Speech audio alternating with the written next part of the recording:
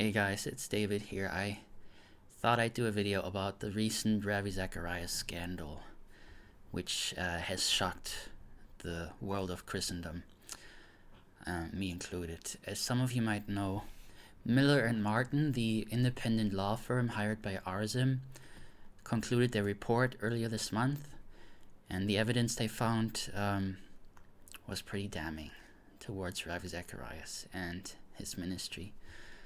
I didn't want it to be true. I loved Ravi Zacharias. I bought his books. I listened to his teaching videos. I hugely benefited from them. He was one of my heroes.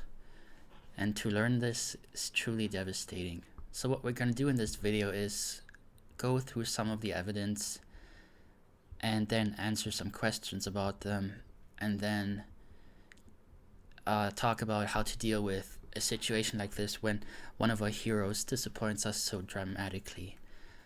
I'm going to put a link to the official report in the description below. You can check it out yourself if you want to. It's quite thorough. They go through their methodology, through the witness testimonies, and so on and so forth. They interviewed alleged victims, witnesses, and analyzed some of his mobile devices to find out if there's any truth to the claims of sexual misconduct. These will be just some of the highlights I picked out from the full report, so it will be by no means extensive. If you want to see an extensive video on this topic, I suggest checking out Mike Winger's video. He goes through the full report, and it's pretty damning. Ravi suffered from severe back pain. He talked about this openly. He had an injury way back and had to have surgery, if I remember correctly, and had back pain ever since. Because of that, he regularly went to spas to get massages for his back pain. It makes sense, right? Nothing weird about that. The only thing is, many of those massage therapists came forward and told Miller and Martin that Ravi behaved inappropriately during their massage sessions, and this inappropriate behavior consisted of touching the women, asking to be touched, and one woman even goes as far as calling it rape. So multiple women came forward, all with similar stories that Ravi misbehaved during their massage sessions, to put it mildly, or sexually abused them, to put it more harshly. So that's not all. They found over 200 photos of multiple women on Ravi's mobile devices. Why would you have so many pictures of women on your phone? I don't get it. In most of these pictures, the women were fully clothed. Nothing inappropriate was going on. But they also reported that in some cases, the photos became more suggestive, like blowing kisses and stuff. And in one case of a young Malaysian woman who happened to be his massage therapist, if I remember correctly, he also had nude photos of her on his phone. So that implies a physical component to their relationship. Ravi also used his ministry funds, your donations to his ministry, for really weird reasons. He flew over his massage therapists to his to his gigs overseas, to his evangelistic tours, and who knows what happened with that. Maybe they were there for more than just giving massages, right? He funded culinary school for one woman he was close with using ministry funds. He put her through school, like $50,000 education or something, with your money. He supported multiple women financially, for which he asked sexual favors in return, according to some witnesses. He engaged in sexually inappropriate messaging or sexting with multiple women. They found evidence of that on his phones. And one victim with whom Ravi was sexually intimate, according to her, came forward saying that Ravi emotionally and spiritually abused her before engaging in sexual intercourse.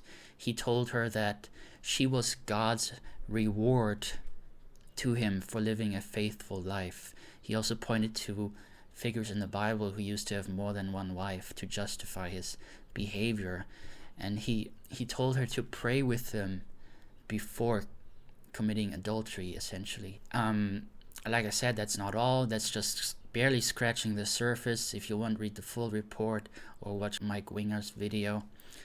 And in conclusion, it seems like he used his ministry as a guise for his sexually inappropriate behavior, for his sexual deviancy. It seemed like he had built a harem of women around him. It's just so unbelievable, isn't it? Mike Winger, he goes as far as calling Ravi a fraud and unsaved. I'm not sure I want to go that far with. I don't know if I want to make such a definite claim, but I'm certainly not happy about this and hugely disappointed. But I was also helped by his ministry. You know, I learned a lot through Ravi and his ministry. You know, and Nabil Qureshi, whom I love, and avidly read his book, was part of the RZIM ministry. How did nobody know about this? You know. And my thinking is also, the message can be true regardless of the messenger. So the content of Ravi's teachings can be true regardless of how he lived his life. Right? Ravi's sins do not falsify his teachings. They only blemish it severely, to be fair. The question is, should we continue to consume Ravi's teachings and his material, like his books, given what we found out about his true character? And I would probably agree with others like Mike Winger that this is probably a bad idea. I think we should distance ourselves from Ravi and his teachings for the sake of the victims, right? We have to talk about this. We cannot cover up things like this as the Catholic Church did for so many years, and look at what happened to them. It was hugely devastating. If they just came out earlier and condemned those who behaved in such a behavior, then it would have gone much better for them, and we have to do likewise. We have to condemn sexual deviancy even by our leaders. We have to hold them accountable. The problem was nobody held Ravi accountable. He was the head of his organization and could do whatever he wanted. Yes, well, it's true that none of us are perfect. I'm not perfect. I have my own struggles. But what Ravi did was a bit worse than what your regular sinner does, right? He did truly evil things, apparently. And you might say, but look at the Bible, look at the characters in the Bible, look at King David. He sinned. He committed adultery with Bathsheba and murdered her husband. Yes, that's true, but the Bible also says that David repented severely and harshly after what he had done, and then his son died, and all of Israel was punished as a result. And the problem is, there's no evidence of Ravi repenting until his death. Quite the opposite is true. In 2017, one woman came forward. She started it all, I guess you could say. Her name's Laurie Ann Thompson. She did a victim testimony video here on YouTube. You can check out. It's quite revealing. And what Ravi did to her and her allegations was basically ruin her reputation. He completely denied the allegations and basically called her a money-grabbing whore. Some of you might say that it's unfair to bring this up now because Ravi can't defend himself anymore, and that's certainly true. This should have been brought up in 2017 when Laurie Ann Thompson came forward first, but it wasn't. It was covered up essentially. Even if Ravi can't defend himself now, the truth should still come out, right? We as Christians are called to seek the truth above all else, and we should not make excuses for Ravi. I feel for Ravi's family, for his wife and his children. This must be devastating. This must be horrible. I don't know how they're dealing with this. The future of RZIM remains uncertain. Probably they will disband. I don't know. The RZIM UK branch has officially distanced itself from the RZIM Ministry and changed its name. Maybe the American one will do the same. So lastly, I would like to talk about how this impacted me personally. Is my personal faith shaken by this? No, because I did not come to faith through Ravi's ministry. Rather, I learned about Ravi after I came to faith. He bolstered my faith, you could say, with his great arguments. But if you directly came to faith through his ministry, then I can understand that this has shaken you.